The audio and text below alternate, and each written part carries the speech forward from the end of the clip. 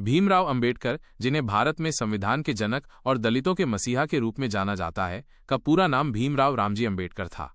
उनके नाम में अंबेडकर उपनाम जुड़ने की कहानी बेहद दिलचस्प और उनके जीवन के शुरुआती संघर्षों और कुछ हद तक स्नेह से भरी हुई है। उनका मूल पारिवारिक उपनाम सकपाल था। ये उपनाम महाराष्ट्र के रत्नागिरी जिले में उनके पैतृक गांव अंबाडवे से जुड़ा था। उनके पिता रामजी मालोजी सकपाल ब्रिटिश सेना में एक सूबेदार मेजर थे और उन्होंने शिक्षा के महत्व को समझा था। जब भीमराव को स्कूल में दाखिला दिलाया गया तो उनके पिता ने स्कूल के रिकॉर्ड में उनका नाम अंबाडवेकर के रूप में दर्ज करवाया था। अंबाडवेकर का शाब्दिक अर्थ था अंबाडवे गांव का निवासी। ये उस समय एक सामान्य प्रथा थी कि लोग अपने पैतृक गांव के नाम को अपने उपनाम के रूप में इस्तेमाल करते थे। भीमराव के बचपन के दिन जातिगत भेदभाव से भरे हुए थे। वे महार समुदाय से थे, जिसे उस समय अछूत माना जाता था। स्कूल में भी उन्हें भेदभाव का सामना करना पड़ा। उन्हें कक्षा के बाहर बैठना पड़ता था और उन्हें पीने के पानी के लिए भी अलग व्यवस्था थी। इन शुरुआती अनुभवों ने उनके मन में जाति व्यवस्था के खिलाफ गहरी छाप छोड़ी।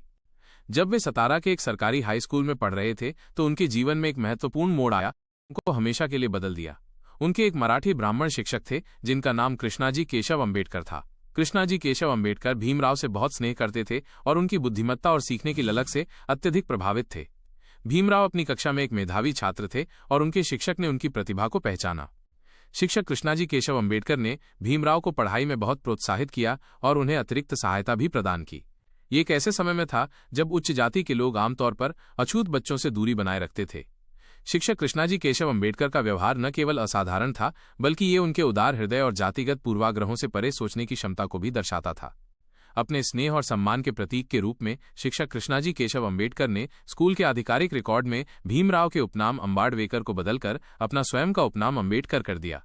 ये कोई सामान्य बात नहीं थी कि एक ब्राह्मण शिक्षक अपने उपनाम को एक अछूत छात्र को दे दे। ये कार्य उनके गहरे भावनात्मक जुड़ाव और भीमराव के प्रति उनकी सद्भावना को दर्शाता है। इस घटना के बाद भीमराव का नाम आधिकारिक तौर पर भीमराव रामजी अंबेडकर हो गया। ये उपनाम उनके जीवन भर उनके साथ रहा और उन्होंने इसी नाम से ख्याति प्राप्त की। ये नाम न केवल उनके शिक्षक के प्रति सम्मान का प्रतीक बन गया, बल्कि ये इस बात का भी प्रमाण है कि कैसे व्यक्ति अपने दम पर और कभी-कभी दूसरों के छोटे लेकिन महत्वपूर्ण सहयोग से अपनी नियति को बदल सकते हैं।